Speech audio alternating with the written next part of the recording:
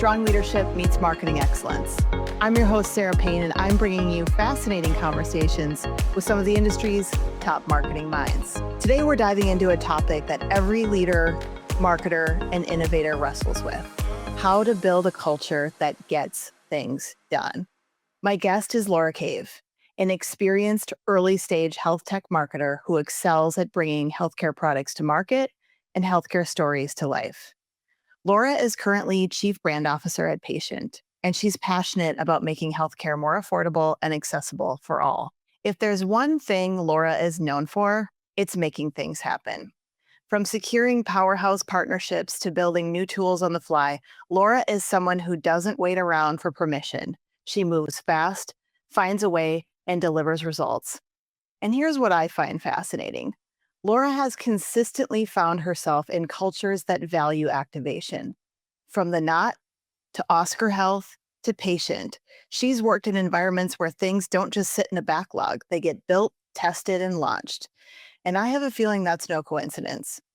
So today, Laura and I will be unpacking how marketing leaders can create an activation-driven culture, one that removes roadblocks, empowers teams, and fosters innovation. Laura, welcome to the show.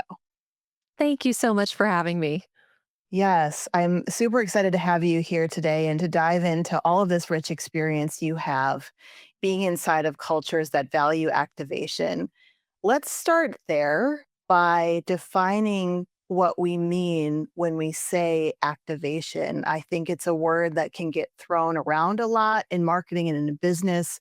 But in your view, what does an activation mindset really mean, Laura? Absolutely. I know that everything in marketing can be called an activation, uh, and that doesn't mean that it's having an impact.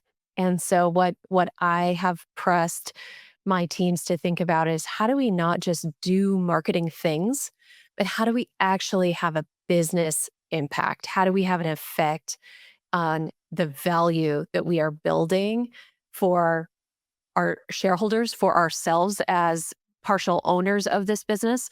And by keeping your eyes on that, it can really save you from doing lots of marketing things that don't really matter.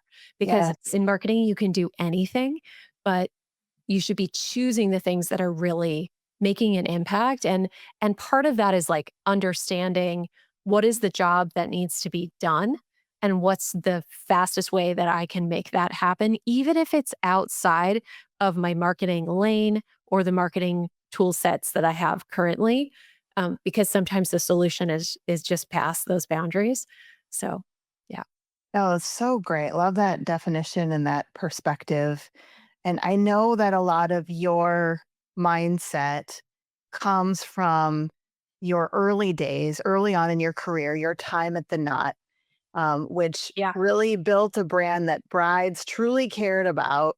And they did that through really remarkable ways without spending a lot of money on advertising. And what did you learn there at the Knot about the value of community building and moving fast that still influences you today? Oh my gosh, so much. I really had the honor of getting hired by the Knots, some two of the Knots original founders, David Liu and Carly Roney. And in working with them, I learned so much about what it looks like to just make something happen because they had done it and they were still Yes. doing it. When I joined in 2006, they had been around for 9 years. They had consolidated the industry and become the number one multimedia wedding brand.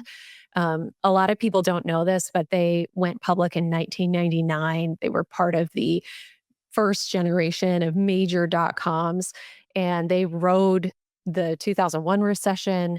I was Mm, there for the 2008 recession, and they grew revenue every year, wow. even through those tough years, even as a media business, which is saying a lot. And it was because of the way that they had structured their business. So what was really fascinating, and I keep looking back on the Knot and understanding it better as time goes on because they're so early in a lot of what they were doing that it didn't have a name Yes. yet. But now I look back and realize, oh, what they were doing was called product led growth. And of course, it's like all the rage now, but we didn't have a marketing team for years. We didn't have a media budget. We didn't spend money on advertising. We didn't buy our traffic from Google because we Wow. were selling that traffic to advertisers. And if they could just go buy it from Google, we knew that was a death sentence. So we needed to create value that would organically attract the audience that we were serving. And we needed to serve them better than anybody else. And we needed to serve them in every single channel where they were looking for information. So the classic example is that in the early days, they had the not.com.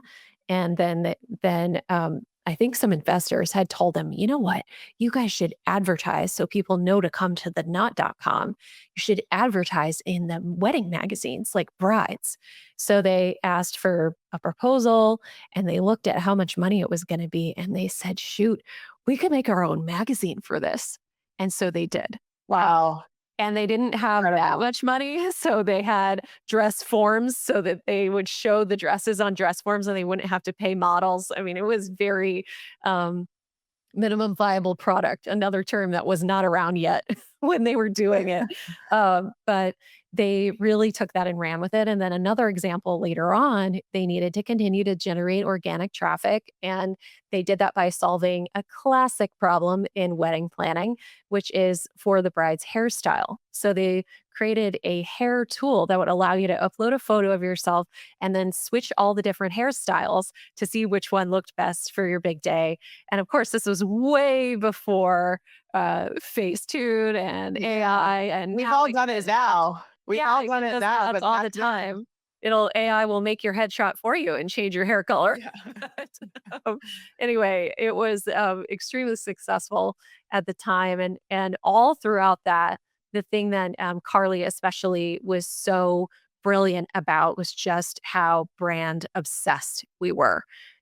She taught us all, that everyone is a marketer and that a Mm. brand is a promise and you have to keep your brand promises. And when you do that, you build a relationship with people. And that really was extremely powerful at the Knot. The ladies that would connect on their online message boards because nobody wants to hear about your wedding more than another bride. Um, they would plan their weddings together. All the brides getting married in June of 2012 would plan their weddings together on the Knots message boards and talk about their mother-in-laws to be and all of that. Yes. And then they would become such good, legitimate friends that they would invite each other to each other's weddings. They would actually attend each other's weddings in real life.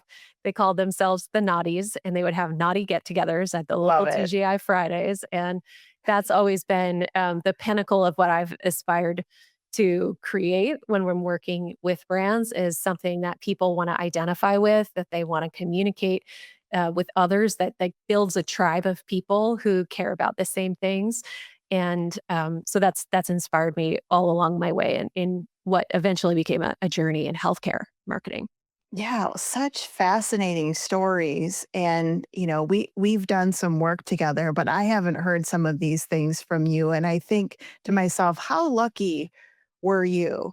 Right. And I'm sure you feel the same way. How lucky Oh, were you to have gone through and experienced some of these things and, that were well ahead of their time and frankly are core principles of smart content marketing and thought leadership today, right? oh, Deliver absolutely. value to your audience and they won't feel like they're even being marketed to, right? No, But they will because you're become not brand selling them. loyalists.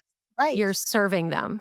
Serving them. Exactly. Yeah. There's a whole tribe of us that count, David and Carly as our business mom and dad, because they Yeah. they really taught so many of us. And yeah, David would always say, "Okay, it's time to pull a rabbit out of a hat.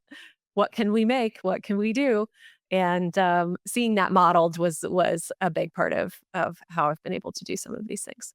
Yeah, absolutely. And I mentioned earlier, you also spent some time at Oscar Health. Mhm. What did you carry forward from your time at the Knot to Oscar?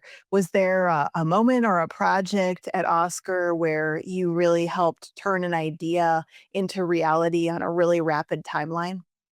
Yeah. There were a lot of things that we were experimenting with. I joined during the second open enrollment they'd ever had for the ACA. marketplaces. And I was originally on the phone with members for about 6 months, helping them sign up for their plans. So I was a licensed producer. I didn't know when I signed up for the job that I would have to get a license.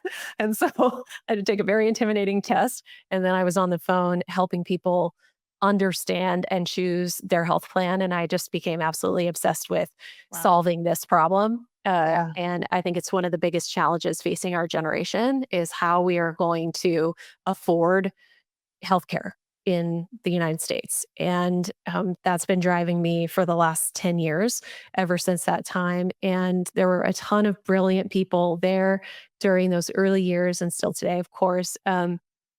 And we played with all kinds of interesting things. At that time, it was new that you could stay on your parents' insurance plan until you were Mm, 26.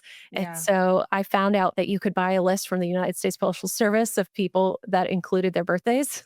And so I was like, I think we should send them birthday cards and say, Happy birthday. You have to get your own insurance now. We can help.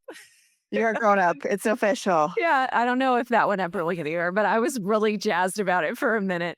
But another one that comes to mind is we were looking at ways that we can incentivize people to get their flu shot. Obviously, in a community like New York City, where you're on the subway and passing by people, and there's a lot of germs exchanged in that, as we all know now that we are sort of post COVID, but this was way before that. Yeah. And what they had done, Oscar's extremely innovative, and they had already done a kind of rewards program for their flu shot in the fall.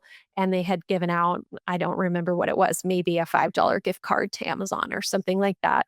And I had this hypothesis that we could donate something charitable for the action of getting a flu Mhm. shot and potentially have people do the right thing for themselves and others, and not have to pay people to do the right thing. Yeah. And so to work on this, I got in touch with UNICEF and learned that they had a program where they were funding, resourcing local crews of doctors to visit children who were in refugee camps because this was during the time of Mm, the Syrian refugee crisis. yeah. And the whole world was very gripped by the scenes of people trying to make their way to Europe during this time. And there were a lot of really big humanitarian needs. And so it was a no brainer to partner with them. And so the pitch was if you get your flu shot, um, a child will be seen by a doctor and get a medical exam. And we ran the campaign in January and February, which is not the prime time for flu shot season, but we were trying to convert the laggards, not the early Mm, adopters.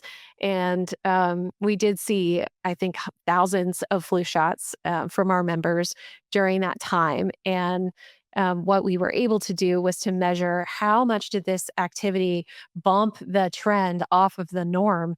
And it mm. turned out that the charitable program achieved actually more than the cash rewards program. And I was really proud that my hypothesis was correct. Yes, your hypothesis was right. That's amazing. I love that story. And this experience you had, exposure you had to helping people get care affordably now has become a through line in Yeah. your career and your current role at Patient. And one of the things that I admire about your current company, Patient, is that when you see a need, when the company, the team, the executives see a need, you guys go and build the thing. Yeah. And a perfect example of that is the work you did.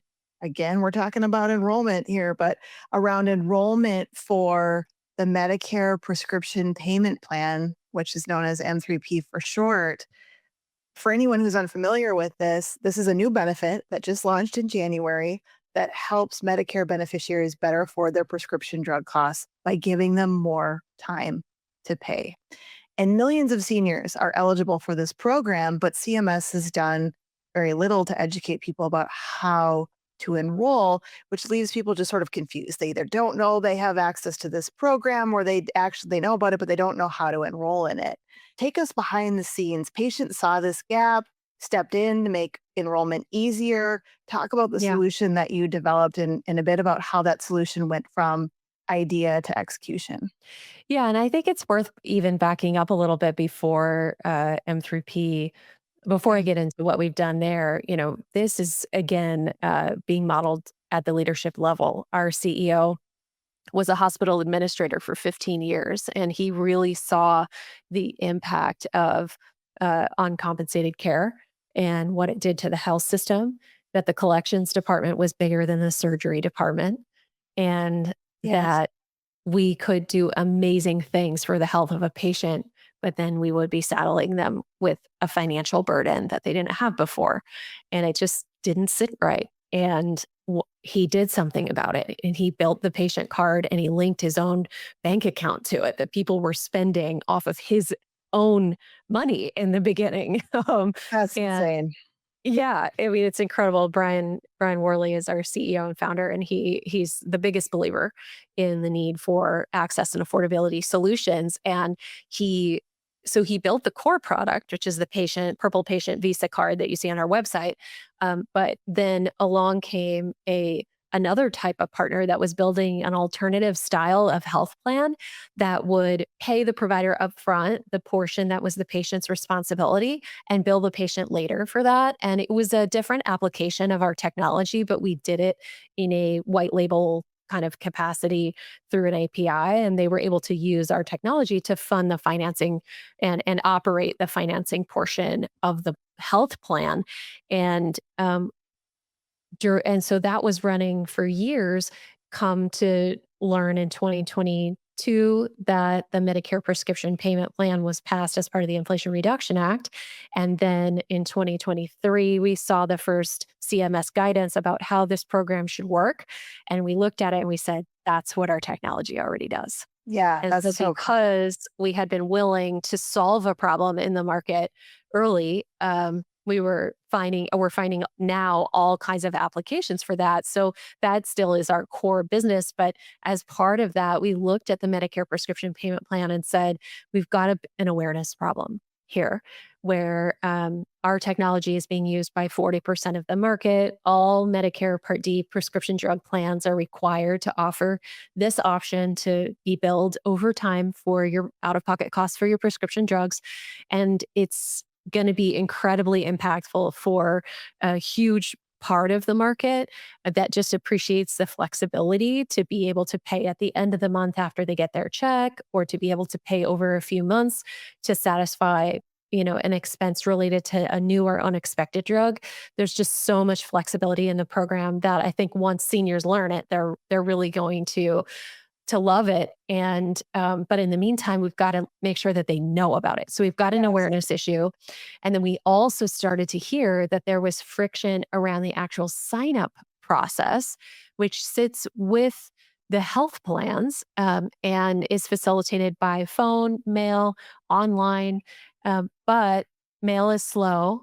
The Yeah. phone experience, we heard from some brokers that the average time to help someone sign up for M3P was a 90-minute three-way Ooh. call with the Ooh. plans.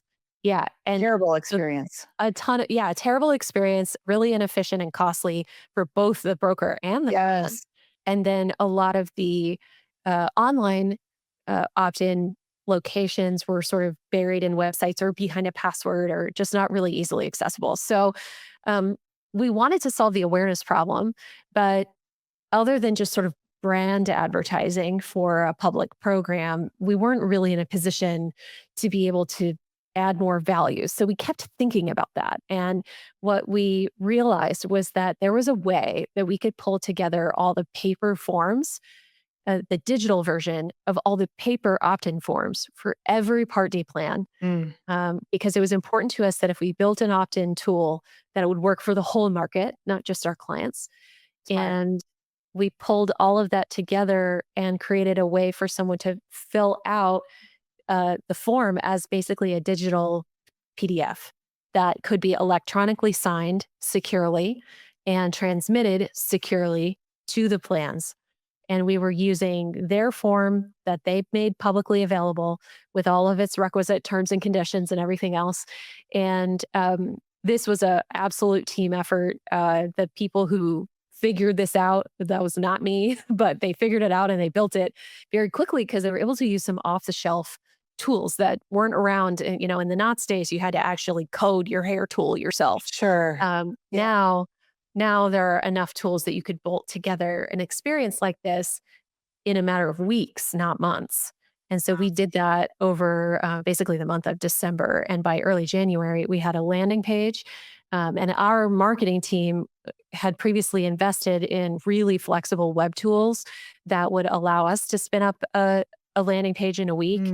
Mm. We had video, we had other downloadable assets, FAQs, things like that. And all of a sudden, we had a product experience. And what was brilliant about that is it solved the need for a real CTA to be able to see a call to action, to be able to see the conversion and measure the return on our ad spend, not purely as brand awareness, but now as actually driving opt ins. And Yes. so, from a direct to consumer standpoint, that unlocked a whole bunch of ways that I could look at how do we drive traffic here? How do we convert that traffic? And including the brand awareness along the way. But secondly, it's allowed us to have a lot of conversations all across the pharmacy value chain because we realized that if someone learns about this from their pharmacist, they they need to opt in and it's going to take at least 24 hours if not longer to get officially opted into the program because of the way the systems work. And if there was a way for us to get someone opted in before they went to the pharmacy, perhaps at their doctor's office, or maybe early on in the process with the pharmacy before they say, okay, your prescription's ready, come get it. If they could receive those messages, educate themselves while a prior authorization is happening or some other process is happening, they're much more likely to show up to the pharmacy already opted in. And then they don't have to come back later. They can get their drug as early as it's available. And in many cases, that's very, very important for the health of the patient. And so we've begun exploring not just marketing campaigns, but other types of distribution for the tool, which sometimes is marketing with a partner, but sometimes it's just a collaboration. And in many instances, we've actually seen areas where this tool can embed inside other pharmacy workflows and be upsold, and we can reap some revenue off of it, which we never intended to do. But Yes. it's really meeting a need in the market to have a simple and easy way to opt someone into the program, no matter which plan they happen to have as their prescription drug coverage. So I just said a lot there, but that's what we're in the middle of right now, and we're really excited about it. Yeah, I mean, this is just incredible. It's so many smart strategic decisions, right? Began with this, okay, there's this problem, which is people don't know about this, and these forms are scattered all over in different places and people can't find them. Let's collate them. And how many forms are we talking about, Laura? Like a Like thousand. 1,000 forms Yeah. into one, right? So you're looking at this as there's like a practical problem we need to solve here. But how many marketers have sat in this exact position, right? Where it's like we have millions of people we need to reach from an awareness generating standpoint, but we can't really measure beyond Hmm. reach impressions, maybe some clicks. What Yep. happens there? There's a cliff, right? There's no conversion. We can't figure out whether the work we're doing here in marketing is making an impact. So you built the conversion mechanism, right? You're helping the consumer, but you're also helping better measure your marketing efforts. And then it unlocks these partnership opportunities that you Hmm. never even were considering that is potentially leading to new revenue opportunities, right? Like Yeah. if there wasn't a better example for, why to build an activation culture, right? And just dive in with both feet all in, this is it, right? Like this is Yeah. just such a smart Yeah. example.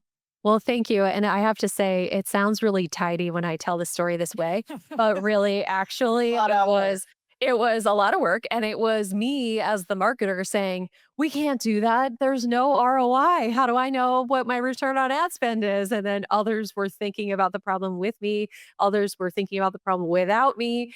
And building the tool was not even my idea at all. And we have product thinkers. We have a pharmacist on staff who knows everybody in the industry, who's gotten us quickly into these sort of corporate development conversations. And it's wild because you're talking to legal, you're talking to product, um, you're trying to understand what all the acronyms are in an industry that we, quite frankly, have not worked this deeply inside of the pharmacy operational stack. And now here we are, slowly piecing all of these things together and understanding, oh, we could add value right there. And those applications and those exploratory conversations have been really cool, but it would definitely would not have happened without, the product work that was done by others on my team, not even my team, on in our organization, and the pharmacy expertise and know-how from my colleague Jeff. And then a bunch of tinkering. Kelsey, or my colleague, built the tool, and there were so many moments where she said, "Oh, I ran into a dead end, but I just wrote some Python script and it fixed it." And I'm like, "Who are you?" Yeah, It that's is amazing. truly, it's a culture, like, it's not just me, it's like everybody around me is, uh is figuring it out, and, being someone who is willing to hang in there, when you encounter these roadblocks, and then find a solution somehow, some way through some research, ask Gemini or Yeah, yeah, ChatGPT, yeah. whatever you gotta do. Um, and when you keep at it, then you come out with something like this and you're like, "Oh, obviously, this is what we should do." Yeah. Well, I mean, to your point, not every company and culture is gonna have the same startup mentality that No. Patient does. But I Yeah. don't want people listening to this to think, "I can't have this," or I can't build this same activation mindset into my team or my organization," because they can, and that's the whole point of us having this conversation, is to inspire others to lean in.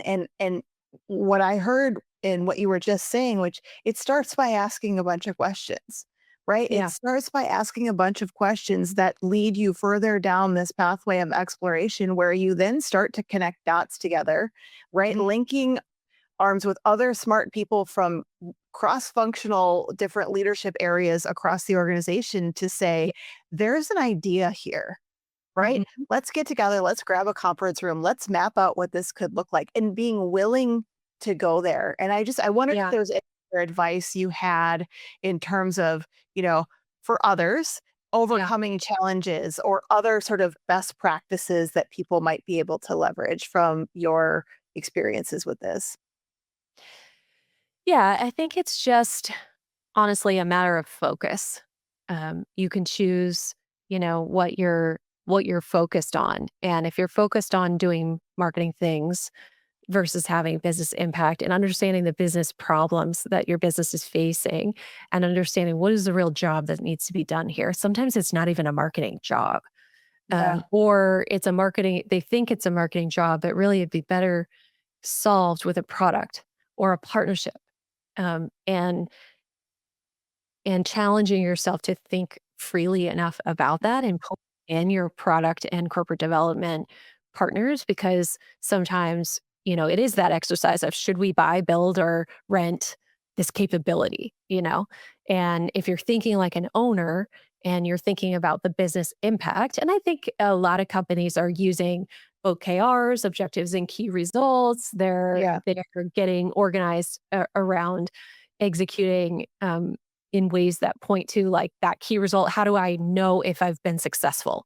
Um, this key result will be true. And doing that exercise, and then relentlessly focusing on that. And then I think also just like knowing that, with having the confidence in yourself, knowing that a lot of times when things are hard, it's because nobody knows how to do these things. And Right. and there isn't somebody out there. I think a lot of us can feel imposter syndrome when we run into these Yes. business challenges where you run into all these dead ends or you have to like invent your way out of a sticky spot. I used to think like, gosh, there's probably somebody out there that knows it better than me. But I've learned over and over again, um, like you are where you are because you are the one to figure it out. And Mm, ironically, I would talk to peers who maybe share some of our investors, and I'd every once in a while have an opportunity. And by the way, I had to tell myself I'm learning. And once I mm. put myself in a growth mindset, and Yes. someone has an answer to something that I don't know, and I think they'd be willing to tell me. Like, people are so kind and so Yes. generous. If you ask a question and they can offer their expertise, it makes them feel awesome. Don't rob them of that opportunity Yes. because you're too busy feeling insecure. Yes. I'm talking to myself, Amen. you know? And so Yes. I just put myself in growth mindset, and then I talk to these peers who just look like they have it all together, and then they're like, "Well, we're doing this and that and this and that," and I'm like, "Oh, it's exactly what I'm doing." Okay, you know? We're having the same challenges and struggles that I Uh-huh. am. Yeah, and Yes. then you realize you're not alone, and, that's worth its weight in gold, so, yeah. Oh, that all of that was so great. I'm gonna have to go back and replay that for myself because there's just so many great nuggets that I think apply to not just marketing leaders, but so many aspects of life. In terms of, you are where you are for a reason. Yeah, Right? You've gotten yourself there and, yeah, being comfortable with the discomfort and being vulnerable and willing to ask others for advice and help, and just like you said, I've witnessed that too. People are so willing to offer it and so willing to mhm, help other people out that mhm, if you're just willing to ask, and take it, you can learn so much to be able to apply to the situation that you're in. that's right. Well, I think that's a good place for us to end the conversation. But before we can actually officially conclude, I've got some quick fire questions for you. Okay. Just give me your gut reaction on these. What is your go to move, Laura, when you need to unblock a stalled project? Ask for advice. Perfect. And what's a piece of leadership advice that you live by? Oh, that's a good question. Leadership advice. I mean, I'm a big believer that you have to be willing to be vulnerable yourself as a leader. And when you're vulnerable yourself about the ways that you're growing, you give other people permission to grow with you. Yes. Love that so much. Give us a myth about marketing or innovation that you wish would just die. Oh boy. I don't believe that marketing can overcome product market fit problems. And I would love it if there were ways to identify when marketing was um, putting lipstick on something that wasn't working and finding ways to do that. I heard it said once that marketing makes a misfit product fail faster, actually. And so I think product market fit is probably the most important thing, and sharpening that value proposition so that it's clear that you're solving a problem and you're clear who that problem is for, who Yes. that solution is for. That's the heart of it. And getting that right is really, really, really hard. Yeah, So absolutely. What's one of your favorite books or podcasts that's mhm. shaped your thinking on growth and impact and activation? Yeah, so there's actually one I meant to mention earlier called Impact Players. It's by Liz Wiseman, and it is all about how to orient yourself around noticing what is the job to be done, Mm. how to step up and lead, when to step back and let others lead. I found it to be incredibly insightful and really resonant of the experience that I had had in growing organizations. And I always recommend it to everybody on my team. There's one other, if I can sneak one other in, it's Yeah. called Obviously Awesome. And it's by April Dunford. And it's all about that value prop piece that I was just mentioning, how to actually position products, and she gives you a really big lay of the land in terms Mm. of what all your choices are. And I think it's just one of the most practical marketing books I've ever read. Well, I haven't read either one of those, so I'm gonna have to cue me filling my cart here and gonna be reading those probably over the weekend. Awesome. This has been such an inspiring conversation. So many great stories and examples. Before we wrap, let's leave our listeners with one big takeaway. If someone is listening right now, feeling frustrated by maybe slow decision making or bureaucracy inside of their organization or internal hurdles, what's one thing they could do tomorrow to start creating a more activation driven culture? The thing that comes to mind is embracing change. That change is hard, but change Yes. is also a gift because whatever's wrong today can be better tomorrow with change. And I think sometimes it's the changes you cause that are some of the best ones. So think about what you can change, what you can do differently, and that is going to get you unstuck. Or even if it doesn't get you unstuck, it'll change where you're standing, and that will give you a different view. And Ooh, then I love some that. things that are a mystery, come into view and suddenly you have an idea of where to go next. That's so great. Well, thanks so much for being here, Laura. Where can listeners connect with you and also learn more about Paytient? Yeah, so you can visit paytient.com. That's Paytient. You can visit us and follow us on LinkedIn. And you can also find me on LinkedIn as well. I'm just Laura Cave. Thanks so much. Awesome. Thanks so much, Laura. And thanks to everyone for tuning in to the Health Marketing Collective, where strong leadership meets marketing excellence, because the future of healthcare depends on it. We'll see you next time.